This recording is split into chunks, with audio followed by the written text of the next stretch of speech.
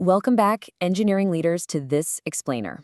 Today, we're tackling a massive headache.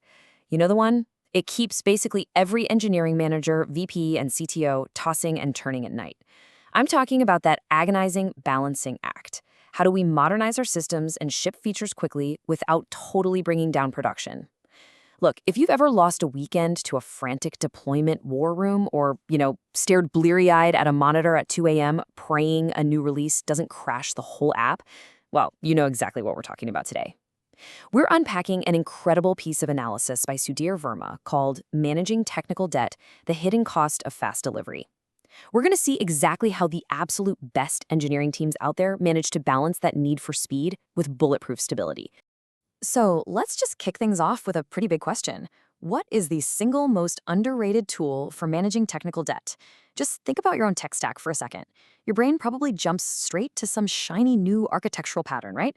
Or maybe the latest framework or even some advanced AI coding assistant.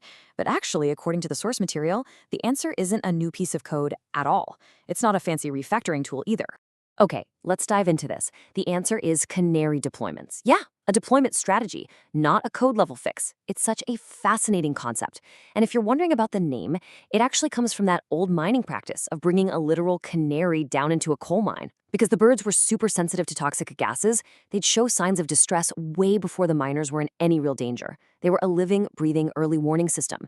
And throughout this explainer, we're going to look closely at exactly why this specific release mechanism is the ultimate modern-day early warning system for your code. It's basically a secret weapon for shrinking technical debt because it completely neutralizes deployment risk. Now, what's really interesting here is how perfectly this captures our traditional engineering mindset. Usually, when we talk about technical debt, we only look at what's right there on the surface.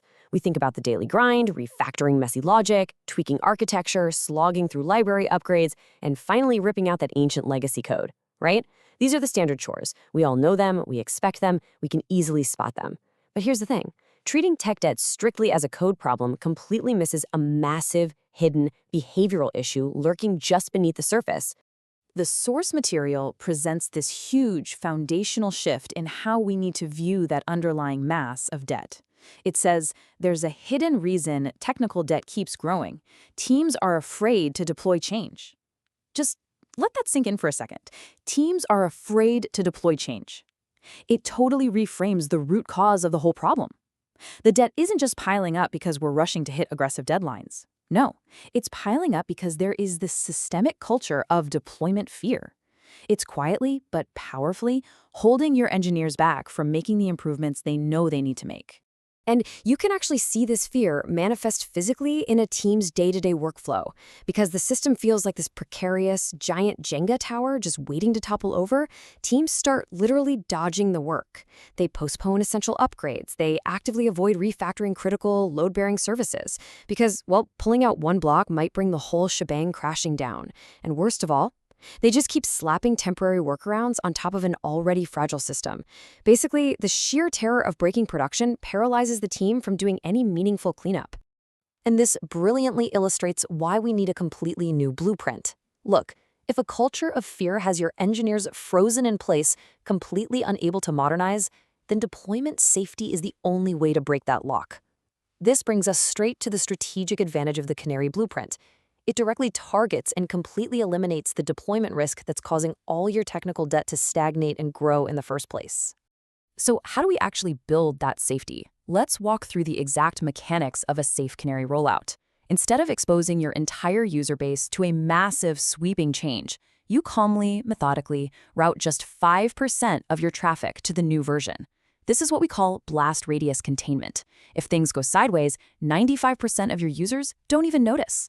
Next, you actively monitor your metrics and error rates. And you're not just looking for hard crashes here. You're setting up statistical baselines to guarantee the new code behaves identically to, or even better than, the old code under real production load. Finally, you'd expand the rollout gradually, but only if the system proves it's totally healthy. If it acts up, automated rollbacks instantly revert everything back to the stable version. No frantic human intervention required. This methodology completely de-risks the release. It turns a massive, terrifying gamble into a very controlled, very boring scientific experiment. Let's compare these two realities. Think about the traditional Big Bang deployment. It is exactly what it sounds like, an explosion waiting to happen. Pushing major changes to 100% of your users all at once is just chaotic. It's that all hands on deck, 2 a.m. Saturday morning panic attack. The risk is astronomical, because if it breaks for absolutely everybody. But compare that to Canary deployments. They treat releases more like taking the stairs, just one controlled, measured step at a time. It allows for incremental cleanup. Tech debt gets paid down safely. It takes this terrifying high-stakes event and transforms it into a calm, continuous cycle of improvement. And the results of adopting this controlled approach, they are absolutely transformative. Because the risk profile plummets, the entire engineering culture completely shifts. Think of high-risk refactoring like walking a tightrope. When your engineers know there's a massive, incredibly strong Canary safety net right beneath them, they aren't afraid to perform those high-risk, high-reward maneuvers anymore.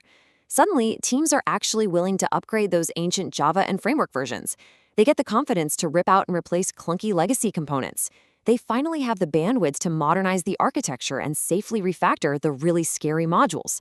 That safety net gives them the psychological permission to continuously chip away at technical debt without the constant dread of a catastrophic failure.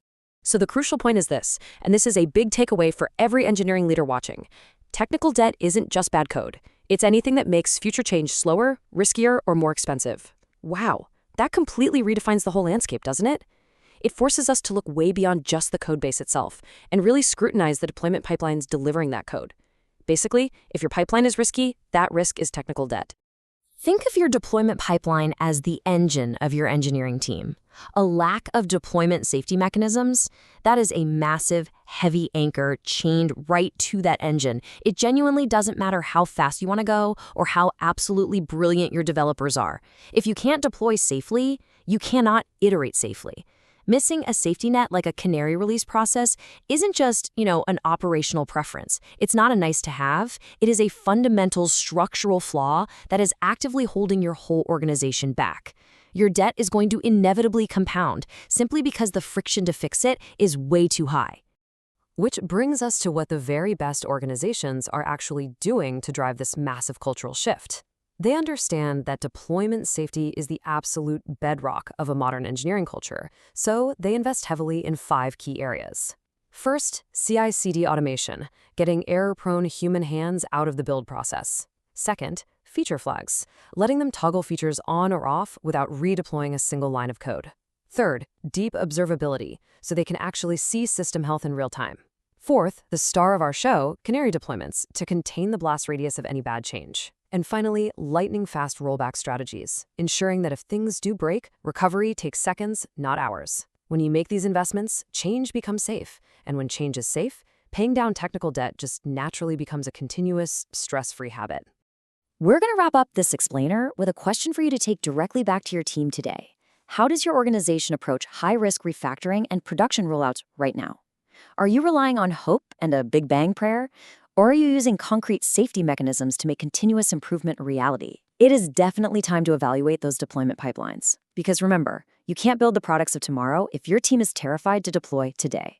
Thanks so much for joining me on this explainer, and we'll see you next time.